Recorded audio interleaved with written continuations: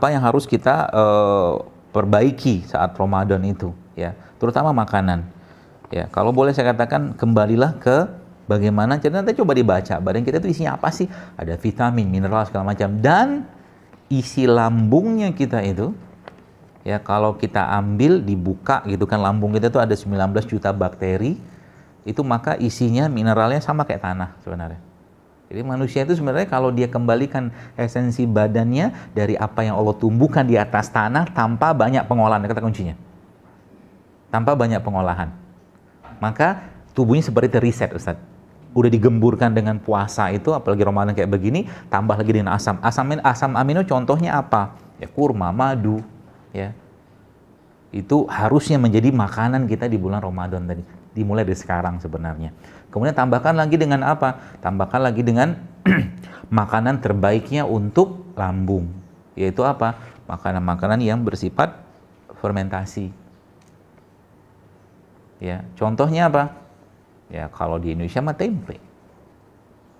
Tempe itu makanan fermentasi. Ya, termasuk teman-teman sekalian, sebenarnya ada beberapa jenis makanan yang kalau Anda bisa konsumsi di Ramadan itu sangat baik. Yang pertama madu, kurma, sama susu. Tapi susunya jangan susu kemasan. Harus susu fresh yang tidak ada nutrition fact-nya, Ustaz. Tidak ada fakta nutrisi. Kalau mau makan buah, makanlah buah yang tidak ada tulisan kandungan gizinya. Paham maksudnya? Jangan kemasan gitu kan. Itu. Ya. Kalau udah ada kemasan, udah repot deh. Ya. Pasti banyak yang hilang. Ya. Makanan fermented atau makanan yang fermentasi, tempe, ya, seperti itu. Salah satu contohnya. Atau ya beberapa ilmuwan atau mungkin guru-guru saya mengatakan madu pun termasuk makanan atau minuman yang udah fermentasi, termasuk ada satu yang orang sebenarnya kalau Ramadan dikonsumsi sama dia, insya Allah akan banyak sekali terjadi perbaikan pada gennya, yaitu apa, Ustaz? Air kelapa. Air kelapa. Air kelapa itu, kenapa air kelapa itu dilindungi sama Allah? Kenapa lindung? Coba lihat air kelapa itu. Kalau kita tadabur air kelapa, ada seratnya, apa, sabuknya itu kan, apa namanya? Sabuknya kelapa itu. Di dalam tuh ada lagi nanti cangkangnya, ada kulit lagi, baru di dalamnya ada airnya. Dilindungi banget sama Allah. Sebab apa? Kalau nggak dilindungi, kena oksigen sebentar langsung oksidasi dan langsung fermentasi, Zat. Makanya air kelapa itu kapan waktu terbaiknya diminum? Waktu dipetik dari rahmat Tuhannya. Gitu maksudnya. Dia kan dapat matahari tuh, dapat cahaya panas segala macam dari tangkai-tangkai, dari ranting apa belarak kalau bahasa kampung saya itu kelapa itu, situ Allah memberikan energinya. Jadi ketika putus, buka, minum langsung. Itu waktu terbaik untuk makan minum air kelapa. Jangan disimpan. Sebab kalau disimpan kena udara pasti cepat itu dia asam. Ya. Supaya kelapanya tidak terlalu, supaya kelapanya ini resepnya nih, nanti saya ajarkan juga cara makan, gak usah banyak-banyak, cuman sangat luar biasa yang bisa menguatkan jantung dari air kelapa, Ustaz, dari kelapanya. Jadi subhanallah, nanti kelapanya itu di blender sama kurma airnya. Apa air kelapa yang paling baik? Air kelapa yang paling baik itu air kelapa yang masih ingusan dagingnya. Mau kelapa hijau boleh, mau apa, itu diminum tadi. Tapi gini, yang jadi masalah sekarang karena lambung manusia zaman sekarang udah banyak masalah, sehingga ketika dia masuk agak chaos badan itu ngolahnya, sehingga banyak orang ada yang habis minum air kelapa tuh malah lemes, kan gitu. Kata kuncinya apa? Kasih mineral, mineral untuk menyeimbangkan. Dari mana mineral tadi? Dari garam.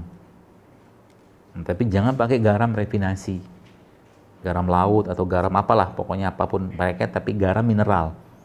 Ya, garam mineral. Sekarang lagi keren kan garam Himalaya apa segala macam, sea salt segala macam. Indonesia banyak garam seperti itu. Jadi kelapa tadi di blender sama airnya ya, di blender sama kurma, atau kalau nggak ada kurma kasih madu dia, kasih garam sedikit. Dan ada satu mineral, ini kalau dapat aja sih, tapi kalau dapat luar biasa tuh, kita tambahkan sedikit dengan satu kacang yang tinggi banget mangannya, MN. Namanya macadamia. Kacang macadamia. Nah, itu. Nanti coba di browsing. Nah, tambahkan dikit aja tuh, karena macadamia ini nanti dia tambah garam sekali itu perfect match itu. Nah, kalau mau makan, nih makan yang kalau ini agak-agak nyeleneh teman, ini kalau kita kerjakan betul-betul ngenyangkan luar biasa. Caranya gimana? Di luar tadi yang mungkin Bapak Ibu yang mau nerusin puasanya sih ya, habis puasa buka puasa, nerusin puasa tuh, nanti makan baru sahur. Sehingga nanti urusan kita Quran aja tuh. Kalau lapar gimana? Boleh disuplai. Apakah rasa lapar itu bisa ditekan? Bisa. Kopi bisa menekan rasa lapar, pahit tapi.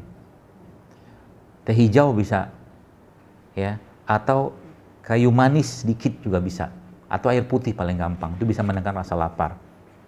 Dan rasa lapar itu letaknya bukan di perut, tapi di sini. Ya, jadi hati-hati. Lapar banget nih perut gue. Salah itu. Salah ya? Salah. Orang di sini kok. Nah gitu ya. Jadi itu. Nah, caranya gimana? Nih saya ajarin caranya. Nanti Bapak Ibu sekalian cari beras organik gitu ya.